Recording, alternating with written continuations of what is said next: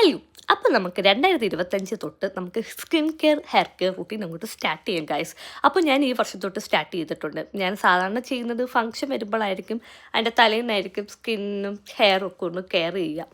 അപ്പം നമുക്ക് ഇന്ന് തൊട്ടങ്ങ് സ്റ്റാർട്ട് ചെയ്യാം. ഇതൊരു നമ്മുടെ ഒരു റുട്ടീൻ പ്ലാൻ എപ്പോഴും ഉണ്ടായിരിക്കുന്നത് നല്ലതായിരിക്കും.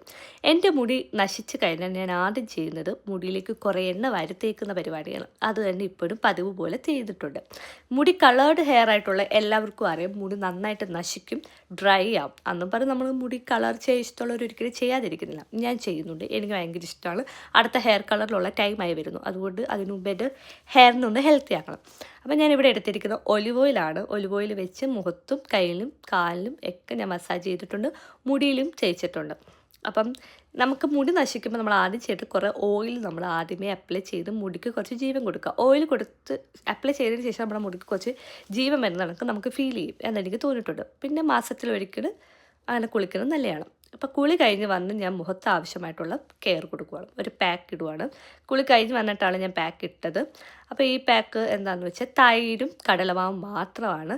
അതിൻ്റെ ഒരു റീസൺ എന്ന് വെച്ചാൽ നമ്മുടെ വീട്ടിൽ കിട്ടുന്ന സാധാരണ ഒരു 2 സാധനവും നമുക്ക് കിട്ടുന്ന സാധനം തന്നെയാണ്. പിന്നെ വലിയ പൈസ ചിലവുമില്ല. പക്ഷെ ഇൻഗ്രീഡിയൻസ് 2 ഉണ്ടെങ്കിലും അതിൻ്റെ ഗുണം നല്ലതാണ്. കടലമാവ് യൂസ് ചെയ്ത് കഴിഞ്ഞാൽ പിമ്പിൾസ് വന്ന മാർക്സൊക്കെ കുറയും. അതെനിക്ക് അനുഭവമുണ്ട്. പക്ഷെ കൃത്യമായിട്ട് നമ്മൾ ഫോളോ ചെയ്യണം. അതിന് ശേഷം നമുക്കൊരു സെറം യൂസ് ചെയ്യാം. ഇഷ്ടമുള്ള സെറം യൂസ് ചെയ്യാം. ഞാനിപ്പോൾ യൂസ് ചെയ്യുന്നത് വൈറ്റമിൻ സി എൻ്റെ കയ്യിലുണ്ടായിരുന്ന ഒരു സെറമാണ്. ഇത് കൃത്യമായിട്ട് ഡെയിലി ഒന്ന് ഫോളോ ചെയ്തിട്ട് റിസൾട്ട് എങ്ങനെ ഉണ്ടെന്ന് നമുക്ക് നോക്കാം. ഞാനെങ്ങനെ സെറം ഡെയിലി യൂസ് ചെയ്യാറില്ല, മറന്നു പോകും. അങ്ങനെ റുട്ടീനില്ല, വരിക അങ്ങനെ ഭയങ്കര മടിയാണ്. അപ്പം ഇനി അങ്ങനെ കെയർ ചെയ്യേണ്ട ടൈമായിരിക്കുന്നു. അപ്പം മുടി ഒന്ന് ഡ്രൈ ചെയ്തിട്ടുണ്ട്. ഇത് ഡ്രൈ ചെയ്യുന്നത് ഇപ്പം അൺഹെൽത്തി ആണെന്നറിയാം, പക്ഷെ നമുക്ക് ഇവിടെ വേറെ നിവൃത്തിയില്ല. കാരണം ഒന്നാമത് പുറത്ത് നല്ല തണുപ്പാണ്, ഈർപ്പമായിട്ടിരുന്ന് പനി, സൈനസൈറ്റിസ്, മൈഗ്രെയിൻ അതും ഇതൊക്കെ ഉള്ള കൂട്ടത്തിലായതുകൊണ്ട് വെറുതെ റിസ്ക് എടുക്കാൻ നിന്നില്ല. മുടി ജസ്റ്റ് ഒന്ന് ഡ്രൈ ചെയ്തു. ഇത് കഴിഞ്ഞിട്ട് നല്ലൊരു സെറം അപ്ലൈ ചെയ്യാം. എൻ്റെ കയ്യിൽ അതിന് നല്ല സെറം ഒന്നും ഇല്ലായിരുന്നു.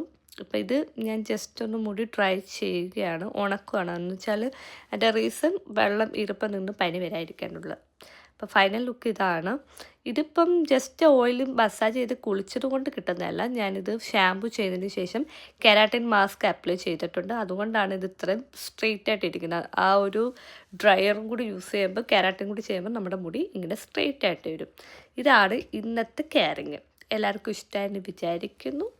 അപ്പോൾ അടുത്തൊരു നല്ലൊരു വീഡിയോ ആയിട്ട് വരാം. ബൈ.